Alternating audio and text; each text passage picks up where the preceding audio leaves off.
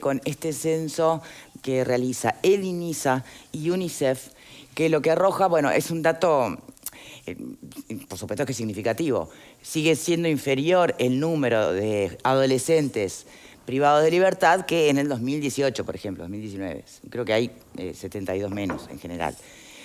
El tema es cómo se compone la población privada de libertad entre adolescentes. Porque subieron dos tipos de delito, uno vinculado al narcotráfico, eso, bueno, podríamos esperarlo, pero es interesante el análisis del porqué o lo que se puede interpretar de allí. Por otro lado, hay también un elemento importante y es, se ha logrado reducir el número de suicidios dentro de esta población, cuando en realidad en la población adolescente en general, fuera de las barras, fuera de la privación de libertad, ha sido un temún, ¿no? Los casos, sobre todo post-pandemia o durante la pandemia. Entonces me parece que tiene elementos muy interesantes para conversar que hablan de la composición o el estado emocional y psíquico de nuestra sociedad más joven, ¿no? Cuando además el INISA es como el eslabón donde realmente es tangible la oportunidad de revertir el resto de la experiencia vital de una persona. Pues si te agarran más adulto ya no, es más difícil. Pero siendo adolescente, si no es ahí, ¿cuándo va a ser? Miremos esta información y después recibimos a la propia presidenta del INISA.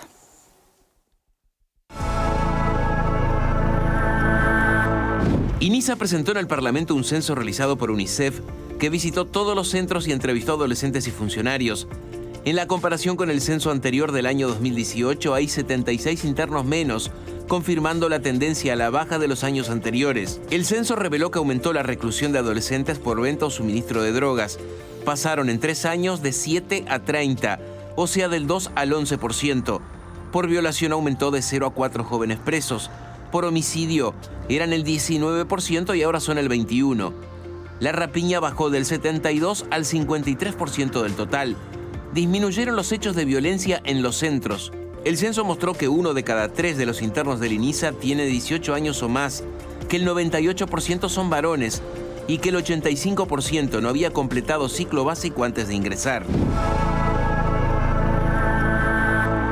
Muy bien, y le damos la bienvenida a Rosana de Olivera, presidenta de INISA. ¿Cómo le va? Muy bien, muchas gracias por la invitación. Bueno, muy bien. Entonces, si usted tuviera que hacer un primer análisis así, muy general, después vamos a lo particular, del resultado de este censo, ¿qué diría? Bueno, creo que este censo es el resultado de un esfuerzo de la institución, porque además el censo se llama Censo de Población Adolescente Privada de Libertad y la capacidad de respuesta del INISA, que eso me parece que es no menor, justamente, cómo responde la institución ante los adolescentes que tenemos en el sistema. O sea que creo que este censo, primero que compara un año 2021, que es un año de pandemia, con un trabajo similar que había hecho UNICEF en el 2018, que es un año de no pandemia. Y eso no es menor, porque la verdad que cuando firmamos el memorándum de entendimiento con UNICEF, que tiene varios puntos, uno era que ya se consolidó, la verdad que, bueno, decíamos, bueno, quién sabe qué nos da, porque saliendo en el 2021, creo que fue el peor periodo de la pandemia, dijimos, bueno, si nos da igual que en el 2018, ya podríamos estar conformes. Sin embargo, los números nos sorprendieron gratamente, porque de verdad que se ve el esfuerzo y el trabajo de este tiempo manejando una pandemia. No es fácil, fue un gran desafío de verdad manejar 13 centros de privación de libertad de adolescentes. En un total de 200, ¿cuántos? 270 privados de libertad y unos 330 en medidas alternativas. Recuerden que la potestad del INISA, o sea, la función del INISA es administrar tanto las medidas alternativas como las medidas privativas de libertad. ¿Cuáles son los números a los que hace usted referencia para decir la buena gestión del INISA? Porque en realidad que bajara el número de procesados, o sea, de privados de libertad, no corresponde, no remite a la gestión del INISA, sino a la gestión del Ministerio del Interior o a la situación de la inseguridad en general, ¿no? Claramente. Creo que, bueno, desde la cantidad de obras que se han hecho, no podemos llevar una medida socioeducativa exitosa si los edificios, ustedes saben en las condiciones en que los recibimos, eso es básico, digamos, que podamos tener espacios adecuados, secos, sin humedad, iluminados, más en una pandemia, ventilados, pintados y adecuados para poder interactuar y que los jóvenes puedan realizar las diferentes actividades. lo que decías tú al comienzo, la baja de los intentos de autoeliminación. Sabemos los números que Uruguay tiene en población masculina en cuanto a lo que son las tasas de suicidio. Es un tema que es un debe del país desde hace tiempo. Y que nosotros tengamos 13 centros de privación de libertad de adolescentes y hayamos logrado en pandemia bajar esos números, de verdad que demuestra el esfuerzo. Bueno, cuéntenos por allí cómo lo hicieron, porque en realidad también hay un tema que se vincula con la administración medicamentosa, ¿no? Que por ahí hubo que ajustar algunas cosas. Tengo entendido que los procedimientos incluso cambiaron. Porque Exacto. eso puede explicar Sí, esta varias baja. cosas. Primero que hay un equipo de 60 psicólogos que obviamente redoblaron los esfuerzos, hicieron algunas otras estrategias distintas a las que hacían habitualmente para tener una contención emocional de estos adolescentes. Otro esto mismo, sí, la Dirección de Salud decidió, junto con la UDELAR, hacer un cambio en el procedimiento en que se le medica. Ustedes saben que una pastilla dentro de un centro de privación de libertad puede derivar en cualquier cosa. O que se tomen 3-1 y los otros 3 no tomen nada, a que la cambien, que la cambien por otra cosa. Entonces, ¿no se aseguraba que la tomaran? Según tengo entendido, se la daban pisada y adentro de la habitación, digamos. Lo que se hace ahora, que es el cambio notorio y que también creo que es parte de estos resultados que se visualizan en este censo, es se lo saca de la habitación el educador, acompañado siempre de una enfermera. En la noche es cuando se medica antes de que se vayan a dormir. Y sentado en una silla se da la garantía de que de verdad se tome, ese joven se tome el medicamento que le corresponde. Bien. Siempre está avalado por un psiquiatra o por el equipo de dirección. Todo lo que tiene que ver con la salud, lo aclaro porque no es menor, desde que entra al sistema, que se le hace todo un estudio integral en cuanto a toda su salud, ¿verdad? Vienen con mucho consumo, en fin. Y a partir de allí hasta el servicio odontológico. Tenemos odontólogos y también se les hace tratamiento odontológico. ¿Qué es la medicación de rescate inyectable intramuscular que aparece por allí en un informe que salió en la prensa? Sí, eso casi que se dejó, en esta administración se descartó. La nueva directora de salud decidió que eso no se implemente más. Se daba anteriormente, en otras épocas, cuando el joven entraba en crisis y no podían de ninguna manera contenerlo. Ahora, primero se intenta con el diálogo de los funcionarios, luego, si no es con medicamentos, pero también hemos bajado, por ejemplo, el ingreso a clínicas psiquiátricas. Antes era frecuente que ingresaran, ahora han bajado también. Por eso digo, haber bajado un 40% estas situaciones, de verdad que consideramos que ese es el camino.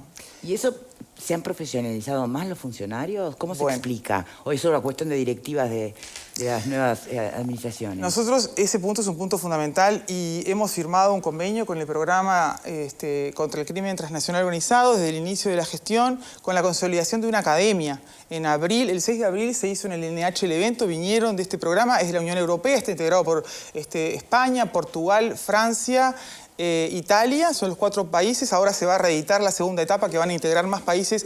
Ellos tienen claro que tenemos que estar interconectados con América Latina por todo lo que tiene que ver con el crimen y estamos instalando una academia de formación continua y permanente para que los funcionarios de trato directo, que son unos 800, sean idóneos en la tarea que realizan. Ustedes saben que INISA es una institución muy joven, tiene solo 7 años y se desprende del INAU.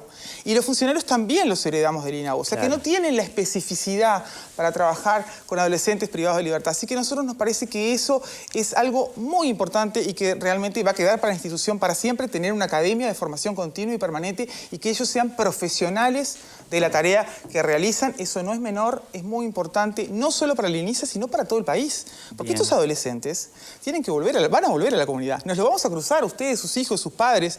¿Con qué jóvenes queremos cruzarnos? Entonces, la figura del educador, como se le llama internamente en el INSA, va a ser un profesional de la tarea que realiza. Bien. Ese es un punto, ¿no?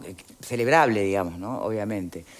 Después el otro que genera desafíos bien interesantes y que hasta dónde puede el INISA cambiar esta realidad, pensando en los que quedan adentro, ¿no? Los que son atrapados por la policía.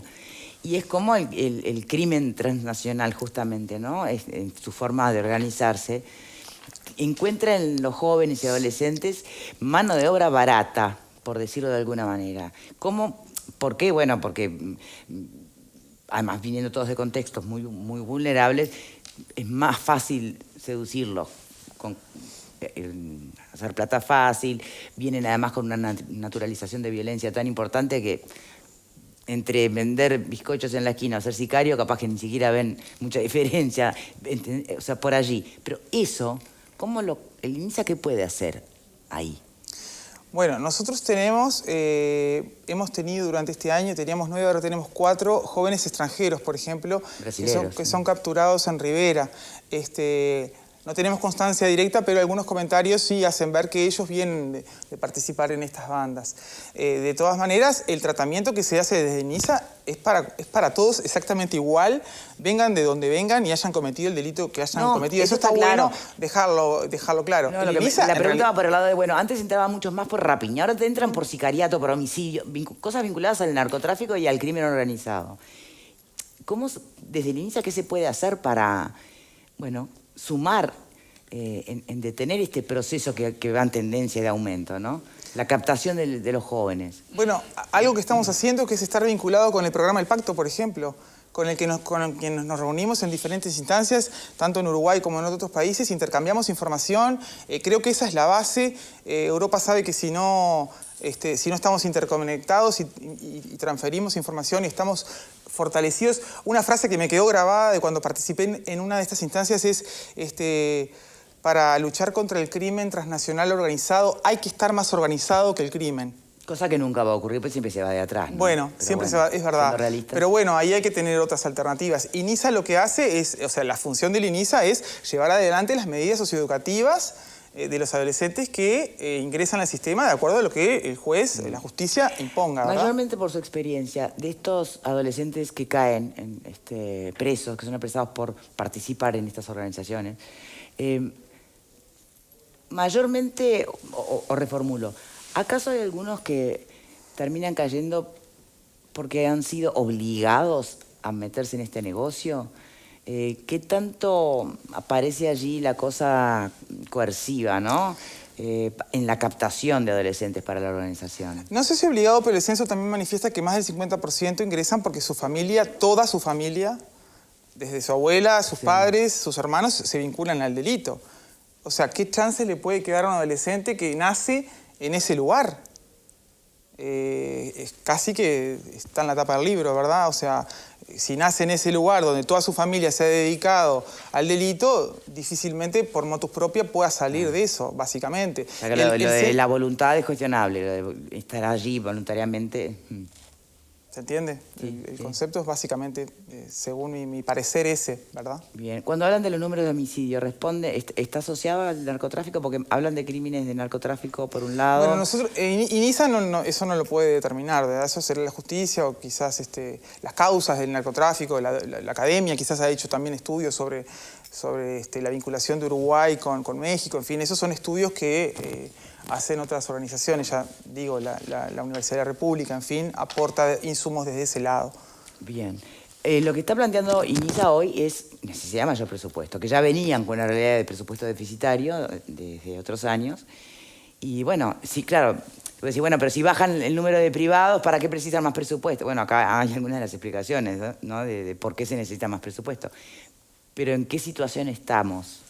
Nosotros no terminamos el año con el presupuesto. O sea, lo que hacemos los últimos meses es como si en tu casa no pagaras las últimas facturas de diciembre y las pagás con el presupuesto del año siguiente. Algo así para que la gente entienda. O sea, nos están faltando unos 60 millones para terminar el año en lo que es funcionamiento. Habitualmente se pide refuerzos y son otorgados en parte, ¿verdad? Pero bueno, sé que somos una institución nueva, pero me parece que llegó el momento de que se ponga la mirada en el INISA.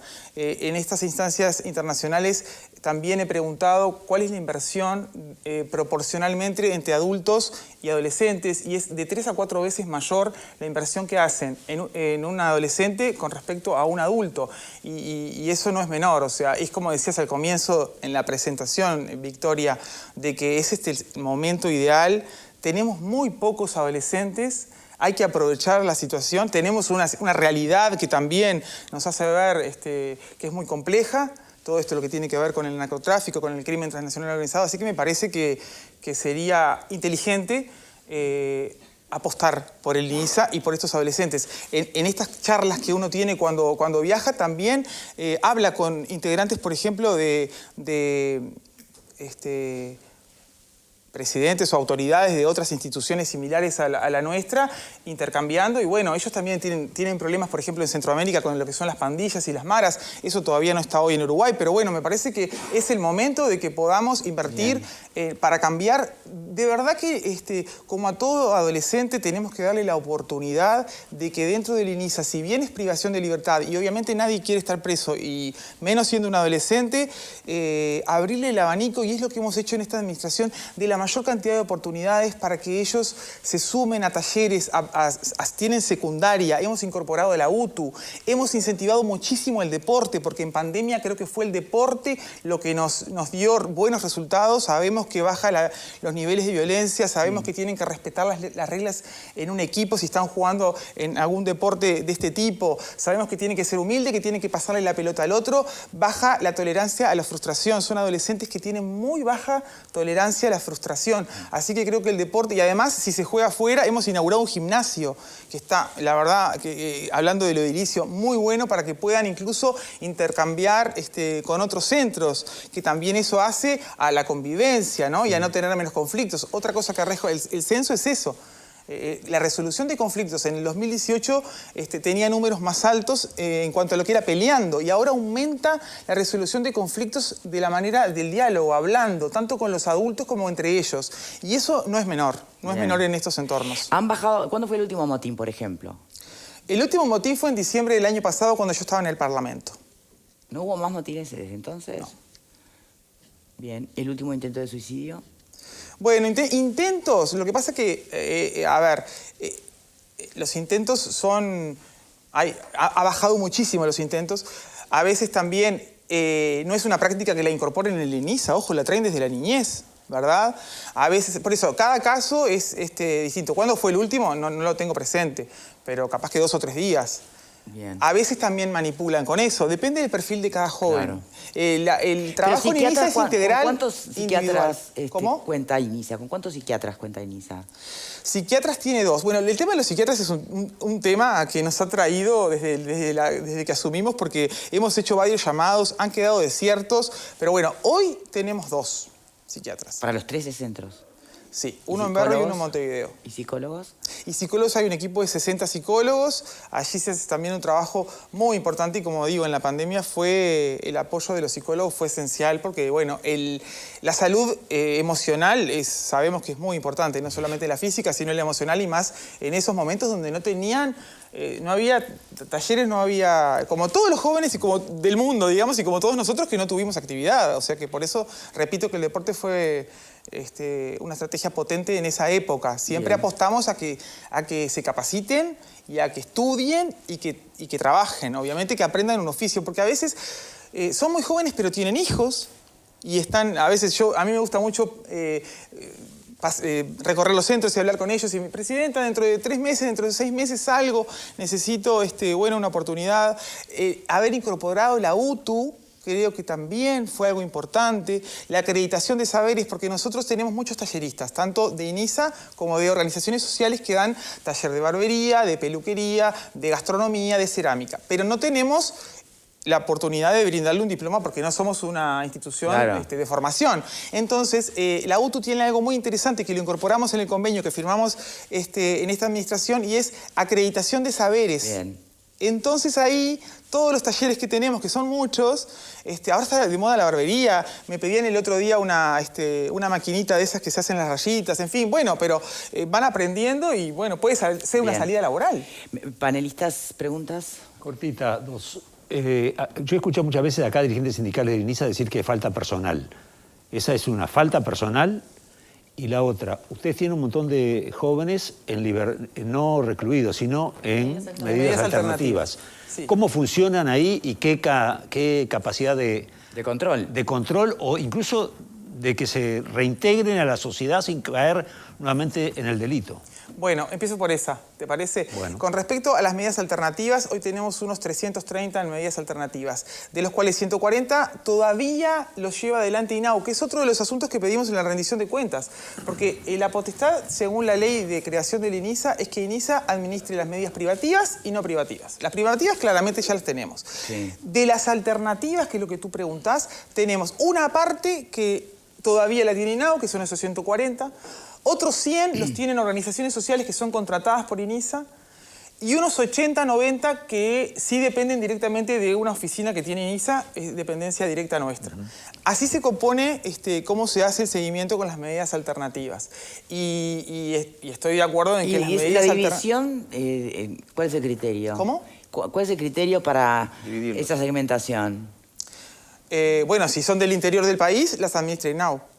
Ah. Nosotros tenemos Montevideo, Canelones, con algunas organizaciones sociales, San José y creo que tenemos una en Salto. Pero por eso también pedimos en la rendición de cuentas que se nos traspase lo mismo que INAU podría fácilmente, no digo fácilmente, en realidad uno lo dice y es fácil, pero habría que trabajar para eso, de que se pasara el presupuesto que tiene INAU en relación a lo que son las medidas alternativas. Por ejemplo, ya avanzamos en un edificio que tiene INAU en Mercedes y otro en Maldonado, que nos pasen en comodato los inmuebles y los funcionarios, algunos en Mercedes tenemos que son de INISA y otros sería un pase en comisión de repente o el mismo presupuesto, porque es el mismo Estado, solamente que en vez de que lo gestione una institución, lo gestionaría ¿INISA el quiere otro. gestionar todo? INISA, por ley de creación, tiene que Debería administrar gestionar las medidas alternativas Claro. y las privativas. Sí, Pero entonces necesita presupuesto, es manejar su potestad propio nuestra. presupuesto. Exacto. Bien. No vamos a tomar las medidas alternativas si no tenemos el dinero Y para la llevarlo primera adelante. pregunta que hacía Alfredo, Ay, se me fue la otra. Los funcionarios. No hay falta de funcionarios. O sea, obviamente que la pandemia fue un problema porque de repente nos llamaban y decían en el módulo tal se va todos los funcionarios porque hubo un contacto y eso fue realmente un desafío enorme. Eso fue en toda la sociedad. Bueno, Eso fue en toda la sociedad, psiquiatras pero en un sí, centro de por lo que prevención... dijo, psiquiatras faltan por lo pronto, que lo acaba No, de decir psiquiatras usted. sí, pero en general hay 1.800 funcionarios en todo el INISA. Funcionarios de trato directo son ¿Para 800, 275 jóvenes? Bueno, por eso. Y los de... Y los 80... Más las medidas Sí, alternativas. los 80 que manejamos nosotros, el resto no. Lo que sí estamos ahora en una reestructuración con Servicio Civil, porque lo que creemos es que hay que ordenar el INISA. El INISA es una institución muy joven y hay que ordenar. Eso me parece. Y educar, Bien. y crear, formar los perfiles para las personas estén adecuadas al cargo que tienen. Bien. Me parece que es por ahí más que seguir sumando gente. Bien, Fernanda. Hemos sido testigos en este tiempo de, en la rendición de cuentas, de pedido de presupuesto, desde diferentes espacios, y acá tú mencionabas algo que a mí me parece clave. Dice, el INISA es una de las últimas oportunidades que nos podemos dar desde el Estado para transformar la vida de los adolescentes en conflicto con la ley. Yo creo que eso es lo que deja bien claro la necesidad de ponerle el foco desde el sistema político al INISA. Y más argumentando lo que tú mencionabas, el 50% de estos adolescentes privados de libertad que vienen de familias en conflicto con la ley. Yo creo que cuando decimos, ¿dónde tiene que estar el Estado? Ahí tiene que estar el Estado. Porque es responsabilidad, sí, de intervenir con medidas socioeducativas, como menciona el INISA, justamente en la vida de estos adolescentes. Cuando tú mencionabas las medidas alternativas que han sido cuestionadas desde algunos espacios, que también en el sistema penal de los adultos, creo que se ha demostrado que esto es parte también de las medidas que funcionan para la reinserción, en este caso de los adolescentes. Y quería saber cómo se viene trabajando también el tema del acompañamiento interno para la salida de estos menores, que también es clave a la hora de que no vuelvan a reincidir. Exacto. Es fundamental. Bien. Nosotros tenemos un programa... No, está bien. ¿Contesto? Sí, por favor. Un programa especial que se llama Programa de Inserción Social Comunitaria, porque esto que tú mencionás es esencial, o sea, dejarle las redes tendidas en su comunidad, en su barrio, en su departamento, para que siga y sostenga el egreso, obviamente, con una formación, con un diploma, con un trabajo. Desde el INISA se le hace se le dejan esas redes tendidas con las otras organizaciones e instituciones del Estado, ¿sí? ¿Verdad? Pero el seguimiento no lo podemos hacer nosotros, porque la ley determina que cuando termina la medida, termina el vínculo que INISA tiene. Por eso ahí tienen que abordar otras organizaciones. ¿Sería necesaria la creación de una DINALI, por ejemplo, que tenga que ver con los adolescentes, por ejemplo, porque ¿a dónde vuelven estos adolescentes cuando Vuelven salen? a su casa. Cuando vuelven a ese lugar donde también originó... Exacto. Bueno, esa es la realidad para cualquier privado de libertad, sea adolescente o sea bueno, pero ahora se adulto. está trabajando fuertemente también desde la DINALIC en lo que tiene que ver con la privación de libertad de adultos, que tiene que ver con eso, bueno, intentar que la persona privada de libertad no vuelva al origen que motivó todo eso. Sí. No, yo tenía alguna pregunta, pero con respecto a todo lo mismo que es en la parte presupuestaria y que quería saber qué presupuesto tiene el INISA, si es suficiente ese presupuesto, si en el presupuesto de este quinquenio y rendiciones de cuentas posteriores tuvieron recortes o aportes, y si con más presupuesto podrían mejorar las cosas o es simplemente una cuestión de gestión. Bueno, yo estoy de acuerdo que no todo es plata, ¿no? Nosotros tenemos el mismo presupuesto que teníamos en la administración. No sé con qué de acuerdo, porque yo no hice ninguna afirmación. Anterior, no, con esto que decís que a No, veces fue una pregunta. no es solamente plata, sino que también una buena administración, ¿verdad? El gasto total del INISA son 2.315 millones aproximadamente. Lo que sí... Eso es el quinquenio. Sí. Lo que sí, en funcionamiento, nosotros tenemos un 40% del dinero que va para el Ministerio del Interior. Porque O sea, quienes casi cuidan la el mitad perímetro, claro. Claro. Ese es un temón que lo hemos abordado también políticamente, porque, claro, casi la mitad del presupuesto de funcionamiento se nos va en los perímetros de los centros con, bueno, los eventuales o los 222. Ese es un tema que quizás se podría también resolver. Bueno, después los funcionarios que tenemos el rubro cero para los funcionarios. Estamos pidiendo también en esta rendición de cuentas 10 millones para la conformación de la academia, que eso nos parece muy importante. Y también estamos pidiendo, si no se da esto del pasaje directo de INAO a INISA, que sean poder empezar con un presupuesto para salarios, digamos, para un equipo multidisciplinario que comience a trabajar de repente en Mercedes, que podría ser una regional, y en Maldonado, que sería el otro punto, O sea, que ya tenemos visualizado. no estaría siendo suficiente el presupuesto. No, no. Están pidiendo más. Sí. Están pidiendo más presupuesto. Sí, digo, repito, en funcionamiento no ¿Y nos alcanza se lo han negado? ¿El gobierno se lo ha dado? ¿Los ha apoyado? Nos dan a fin de año, cuando se acerca a fin de año, que vemos que no vamos a poder, pedimos un refuerzo. Como el refuerzo a veces tampoco alcanza, lo que hacemos es lo que dije al comienzo. No pagamos las cuentas. No, pero ¿qué cuentas no pagan? Y las ¿No pagas luz? ¿Qué cuentas no pagan? No pagamos el Ministerio del Interior. No pagamos. Y bueno, en vez de pagarlo en diciembre, lo pagamos en enero. Pero te quiero decir, lo pagamos con el presupuesto siguiente. No es que no se pague, se paga atrasado. Pero, claro, pero lo ideal es que que nos diera el presupuesto para pagar todo lo que tenemos que pagar. Pero yo, claro, porque a veces se dice que el dinero no alcanza. El dinero, pasa esto, pero nunca va a faltar comida, por ejemplo, que a veces se maneja, nunca va a faltar comida, nunca va a faltar la cobertura de salud, nunca va a faltar ropa, ¿En dónde se afecta la falta de dinero? ¿Qué es lo que está afectando esa falta de dinero? Bueno, nada, entonces ¿para qué piden más? Porque se atrasan las cuentas. No nos alcanza para pagar. No, se atrasan, no, bicicletean. No, se atrasan, pero después las pagan. O sea, pero la creación de la academia, por ejemplo, Claro. que fue uno de los fuertes, que de lo que habló en la mitad del programa, habló de eso, Y la si las presidenta. medidas No aparece alternativas- presupuesto y entonces... Y si las por medidas eso, pero- alternativas se las tiene que encargarse de todas, como dice Pero la ley, no me el expliquen, INISA. pero entonces yo quiero que me explique ella, por eso le hice la pregunta. Entonces falta plata y el gobierno no está Sí, cumpliendo. yo dije que sí. El gobierno no les está aportando la plata que necesitan. Dije que sea al principio. Está ¿sí? correctísimo. Bien. Eso quería saber. Valeria. ¿Las recortaron o no? No, es lo mismo, es el mismo presupuesto. El A ver, mismo presupuesto. hay que aclarar que son las primeras rendiciones de cuentas. La institución es nueva, tiene 7 años nada más y recién fue la primera rendición de cuentas el año pasado. Esta es la segunda. Valeria. Bien. No, yo creo que, primero que nada, fortalecer el hecho de que hoy por hoy en el sistema político estamos todos de acuerdo que la creación del INISA fue efectivamente favorable, digamos, ¿no? Para el tratamiento de los menores infractores. Porque, bueno, en algún momento hubo un cuestionamiento cuando se genera el INISA. Bueno, me parece que es importante el reconocimiento hoy de que era una herramienta necesaria. Por otro lado, a mí la duda que se me genera, que lo hablábamos el otro día cuando hablábamos del delito, ¿no? Y de los cambios que ha tenido el delito en Uruguay, que algunos... Aumentó la violación, perdón, y eso es algo que me estaría bueno incluir. ¿Por qué? Y que, bueno, alguno puede estar de acuerdo y otro no en el tema de la transformación del delito, que está claro que el aumento en el narcotráfico es evidente y que, bueno, eso puede hacer que se genere alguna modificación en otros delitos. Yo lo que en realidad me genera duda es que sabemos que anteriormente el número de los jóvenes era en el entorno de 1000.